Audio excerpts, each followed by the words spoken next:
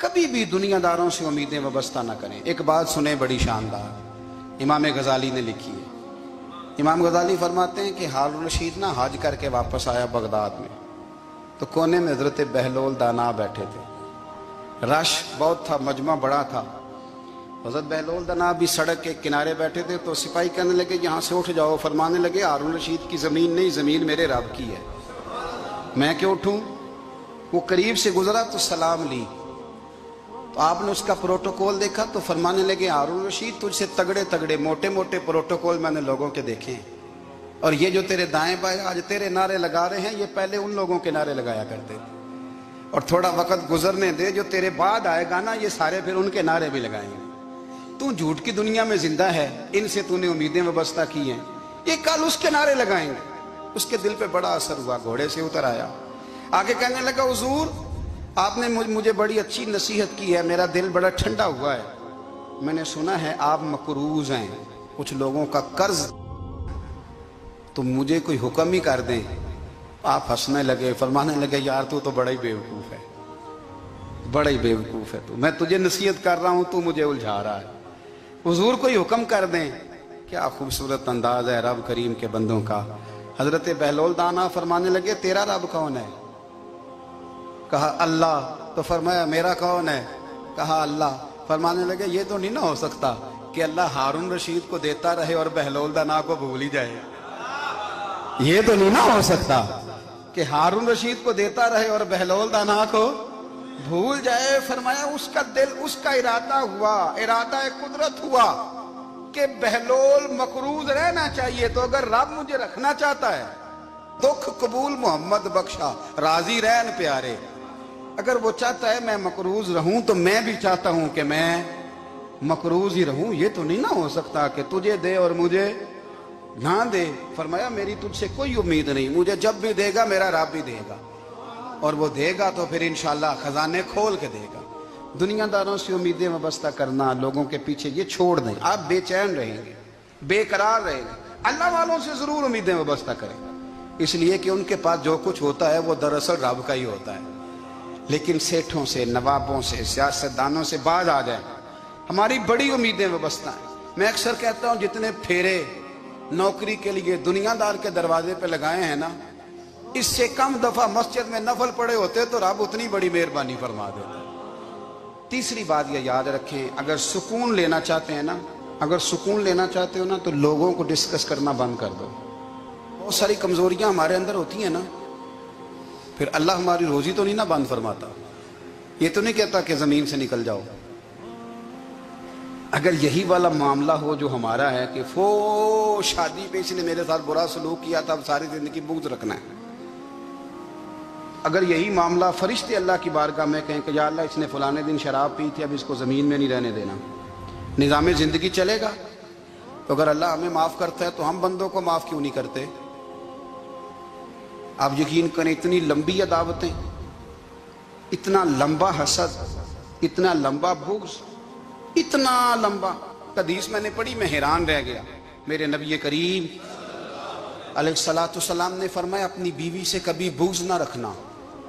अगर उसकी एक बात नापसंद हो तो उसे छोड़ के वो बात देखो जो तुम्हें पसंद है। मैं इस हदीस को पढ़ के सोचने लगा कि क्या बीवी का भी बुग़्ज़ रखते हैं लोग। अब हुजूर ने कहा है तो इसका मतलब है लोग बीवी का बुग़्ज़ भी रखते हैं। अब इस पर इस्तदलाल करके मुझे कहना पड़ेगा कि ससुराल वालों का बुग़्ज़ भी रखते हैं। कहना पड़ेगा कि भाई के ससुराल वालों से भी बुग़्ज़ रखते। इस हदीस की रोशनी में मैं समझा कि लोग भाभी का बुग़्ज़ भी बुग़्ज़ रखते हैं। बुग़्ज़, वरना आदतें तो हमारी भी कई बुरी होती।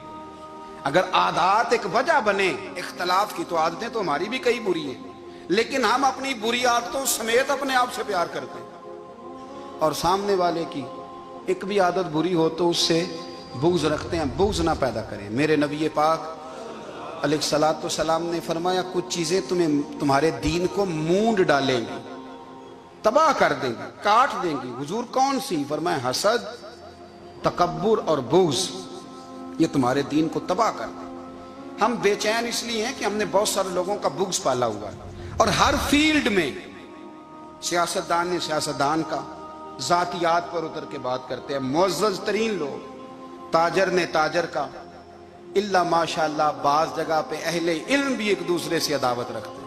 खुदारा दिल रब करीम के आने का ठिकाना है। ये साफ होगा तो इसमें रब रसूल के जलवे होंगे। अगर इसमें अदावत हो, इसमें बुग़्ज़ हो, इसमें कीना हो, निफाक हो, सुने मेरे रसूल करीम हजरत अबू बकर सिद्दीक रज़ी अल्लाह ताला अन्हु कहते हैं मैं रो ही पड़ा। मक्का फतह हुआ ना, तो इकरमा बिन अबू जहल ने पैगाम भेजा कि मैं ना कलमा पढ़ने के लिए आ रहा हूँ। वह बात लंबी है, मैं मौजू पे रहना चाहता हूँ। कहते हैं जब वो आने लगा ना तो नबी पाक ने हम सबको बुलाया, हम हाजिर खिदमत हुए तो हुजूर फरमाने लगे कि उसके बाप ने ना बड़ा जुल्म किया है हमारे साथ, अबू जाल ने बड़ा सताया है, बड़ी तकलीफ दी है।